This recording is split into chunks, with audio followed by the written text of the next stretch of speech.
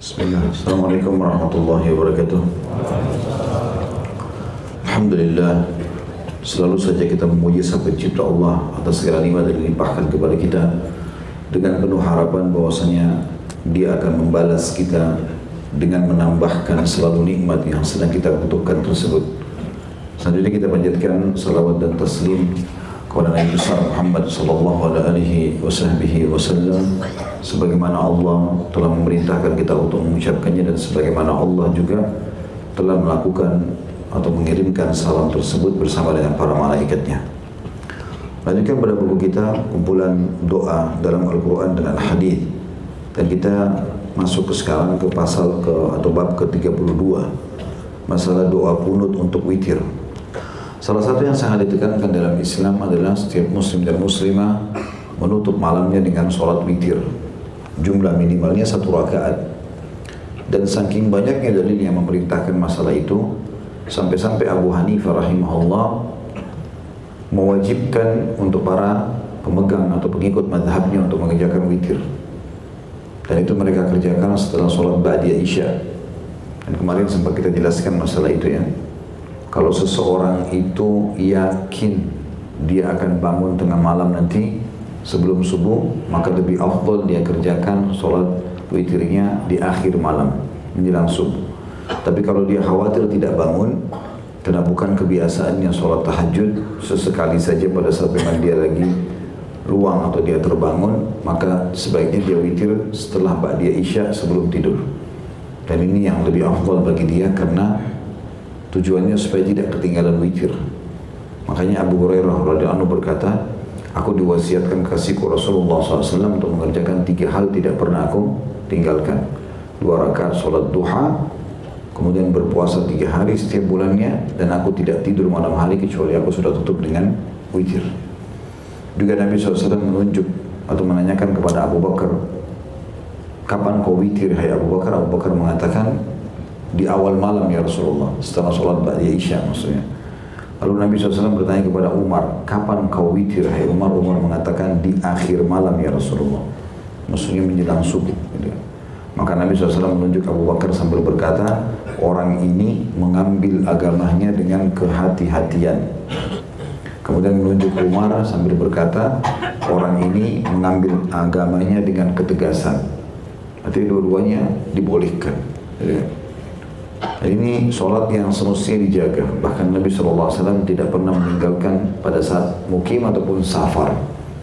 Jadi musafir pun tetap sholat witir. Sementara sholat-sholat lain, terutama sholat sunnah rawatib, qabliyah dan ba'diyah, itu semua dihilangkan oleh beliau SAW kecuali sholat sebelum subuh. Bersama juga dengan witir tentunya. Ada doa yang dianjurkan dibaca pada saat witir. Dan ini sunnah, sangat ditekankan untuk kunut ya, dan ini dalilnya dalil sahih. Kalau kunut yang dikerjakan di sholat subuh itu masih khilaf di antara ulama. Yang mengatakan hadisnya bisa dipegangi, maka mereka kunut di subuh. Yang mengatakan hadisnya lemah, maka mereka tinggalkan gitu kan. Makanya di Indonesia jangan asing melihat ada masjid yang kunut, ada yang tidak kunut, khusus sholat subuh. Tapi kalau sholat witir, ini dalilnya sahih, semestinya tidak ditinggalkan kunut itu.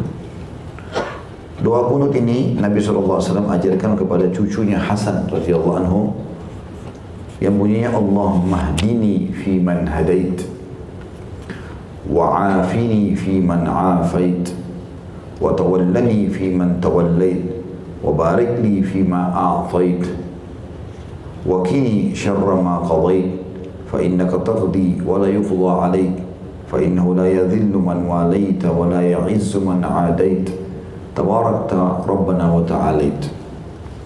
Artinya, Allah mahdini fi man hadait, ya Allah berilah aku hidayah, petunjuk bersama orang-orang yang telah engkau berikan petunjuk. Petunjuk ini kita langsung syarah saja penjelasan tentang makna ini. Petunjuk ini kita butuhkan teman-teman sekalian, bahkan setiap saat. Jangan pernah berkata, saya kan sudah muslim, saya nggak butuh lagi petunjuk. Tidak butuh membaca doa ihdinas siratal mustaqim, berikan kami petunjuk. Tidak butuh mengatakan Allah mahdini fi man hadait.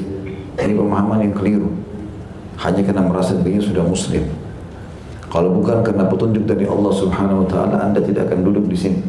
Kalau bukan petunjuk dari Allah Subhanahu wa taala, Anda tidak mampu mengerjakan salat zuhur tadi, tidak mampu mengerjakan salat subuh. Mungkin ada yang duha tadi tidak mampu mengerjakan duha.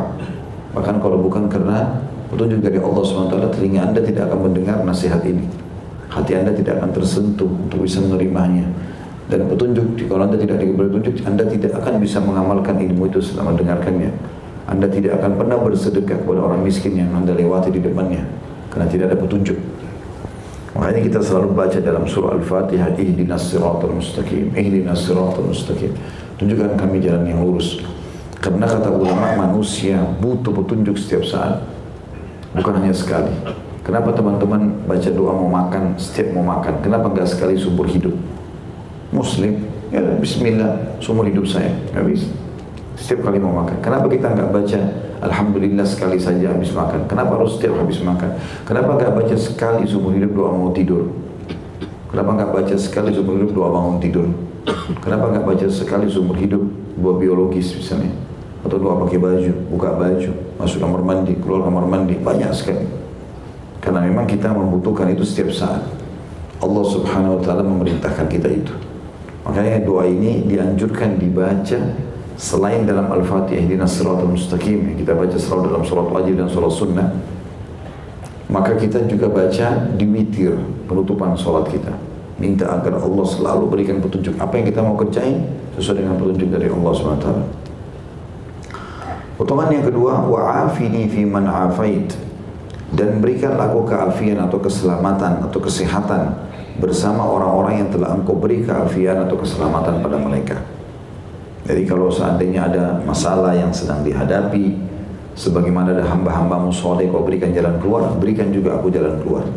Kalau terjadi gempa, longsor, tsunami, apa saja, siapa yang selamat di antara mereka, ikutkan aku bersama mereka selamat ya Allah. Dan teman-teman, kita kalau minta doa seperti ini sebelum terjadi, maka dia sudah menjadi seperti aset buat kita. Dia akan bisa kita gunakan setiap saat. Kalau anda setiap kali witir baca Allahumma hdina fiman hadait, Allahumma hdini fiman hadait, wa'afini fiman afait, minta selalu petunjuk bersama orang yang kau berikan petunjuk ya Allah. Minta agar engkau berikan keselamatan bersama orang yang kau berikan keselamatan. Maka kalaupun kita sekarang detik ini misalnya belum membutuhkannya, kita pasti akan pakai nanti pada saat kita butuhkan. Jadi berdoa di saat lagi lapang itu akan memberikan solusi pada saat kita sedang sempit. Begitulah sabda Nabi SAW, kenali Tuhanmu pada saat kau lagi lapang, dan maka dia akan mengenalmu pada saat kau lagi susah. Ya. Maksudnya adalah berdoa di saat-saat kita seperti sekarang. Ya.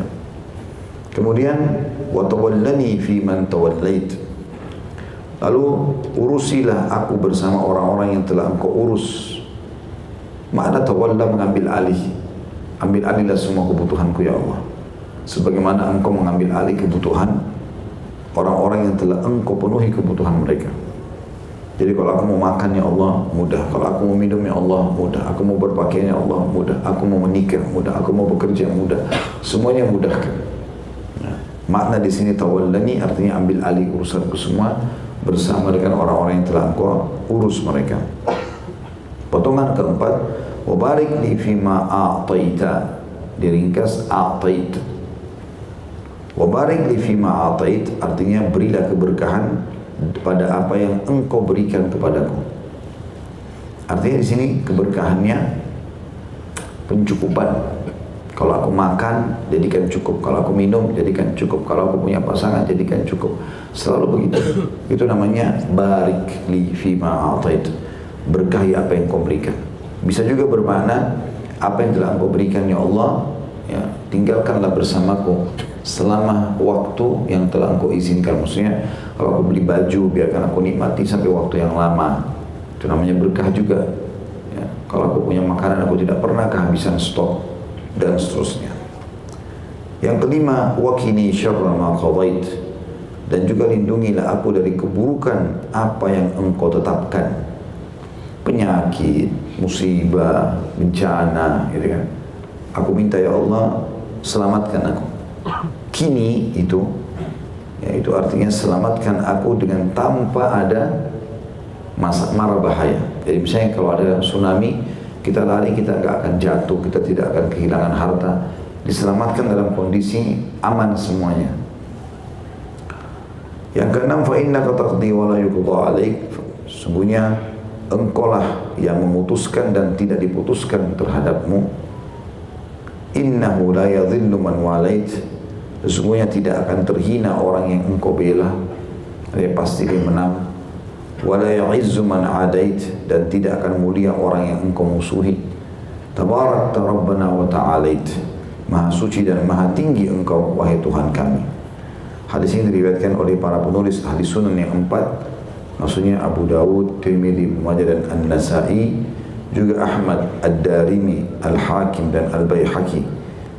Dan penggalan yang ada di antara dua kurung adalah milik riwayat Al-Baihaqi. Maksudnya kalimat wala ya'izzu man adait, dan tidak akan pernah mulia orang yang engkau musuhi. Ini disebutkan dalam Sahihul Jami' jadi 1 halaman 144, Sahih Sunan Ibnu Majah jadi 1 halaman 194, dan Irwa Al-Ghalil oleh Albani jadi 2 halaman 172. Dua-dua ini tentu teman-teman adalah kebutuhan dasar kita sebagai seorang muslim, bahkan manusia secara umum. Minta diberikan petunjuk. Apa saja aku mau lakukan, berikan petunjuk. Minta supaya diselamatkan dari segala macam mara bahaya. Minta supaya dipenuhi dan diberikan semua kebutuhan kita. Ya, mutawallim fi man tawallit tadi. Dan kemudian kalaupun aku berikan kepadaku ya Allah, berkahi semuanya supaya cukup. Lalu selamatkan aku dari semua keburukan yang telah engkau tentukan akan terjadi, supaya aku tidak ikut-ikutan terlihat atau terlibat atau terkena di situ. Kemudian kalimat yang perlu kita garis bawahi, fa innaka taqdi wa la yuqda 'alaik, ini juga dibaca dengan suara besar. Sebagian orang di Indonesia mengecilkan suara di kalimat ini. Ini adalah ijtihad sebagian orang, ya. Tapi yang benar memang Nabi SAW membaca semuanya, sehingga sahabat, ya, maksudnya dengan suara keras, sehingga sahabat mendapatkan hafalan doa witir ini atau doa qunut ini karena mereka mendengar dari Nabi SAW. Ini maknanya baik. Fa inna taqdi wa la yuqda 'alaik, sesungguhnya kau memutuskan dan tidak akan pernah ada yang bisa memutuskan, atau tidak ada keputusan yang diberikan kepadamu, tidak ada orang yang bisa mengatur Allah. Innahu la yadhillu man walait, dan kalau kau sudah mengambil alih urusan seseorang, maka dia tidak akan pernah terhina. Wala ya'izzu man adait, dan sebaliknya tidak akan pernah mulia siapapun yang kau musuhi. Tabarakta rabbana wa ta'alait, maha berkah engkau ya Allah dan maha tinggi. Jadi ini dua-dua bermakna, makna-makna yang sangat agung. Bagaimana kita penuhi kebutuhan harian kita dengan doa ini. Kata sebagian ulama, kalau seandainya ada orang selalu membaca ini dalam witirnya setiap malamnya, maka dipastikan sampai hari kebesoknya witir lagi, semua kebutuhannya dipenuhi. Karena petunjuk, ya, segala macam urusan, keberkahan kita minta semua dengan doa witir itu. Di antara yang dianjurkan dibaca pada saat witir adalah doa selanjutnya, diriwayatkan ahli sunan dan juga Imam Ahmad. Bisa dilihat dalam Sahih Tirmidzi jadi 3 halaman 180, Sahih Ibnu Majah jadi 1 halaman 194. Nabi SAW membaca Allahumma inni a'udzu biridhaka min sakhatik wa bi mu'afatika min 'uqubatik wa a'udzu bika minka la uhsi thana'an 'alaika anta kama athnaita 'ala nafsik. Itu tentu dibaca pada saat witir, juga dibaca pada saat sujud, ya. Ini di antara doa yang sangat dianjurkan. Artinya ya Allah, Allahumma inni a'udzu biridhaka min sakhatik, aku berlindung kepada keridhaanmu dari kemurkaanmu. Maksudnya setiap kali aku buat sesuatu yang membuat engkau murka ya Allah, dahulukan ridhamu, maafkan aku, ridhoi aku. Dan dilanjutkan dikatakan wa bi mu'afatika min uqubatik, dan pemaafanmu selalu ada kepadaku dari siksamu. Karena kita pernah jelaskan, sekecil apapun kesalahan itu sangat terbuka pintu siksaan Allah Subhanahu wa taala. Kita minta di sini agar Allah maafkan dan kita tidak disiksa. Dan aku berlindung kepadamu darimu. Aku tidak mampu menghitung pujian dan sanjungan kepadamu. Engkau adalah sebagaimana yang telah engkau sanjung terhadap dirimu sendiri. Jadi maksudnya kita tidak mungkin mampu untuk memuji Allah Subhanahu wa taala sebagaimana yang diharapkan. Kita hanya bisa berusaha saja. Maka kalimat ini seakan-akan kita mengatakan ya Allah, sesungguhnya aku tidak mampu menghitung pujian dan sanjungan kepadamu. Maksudnya engkau lebih faham apa yang harus aku lakukan atau apa yang kau pujikan untuk dirimu. Hadis ini tentu hadis yang sahih juga sama. Saya bilang tadi kita dianjurkan membacanya pada saat sujud ya.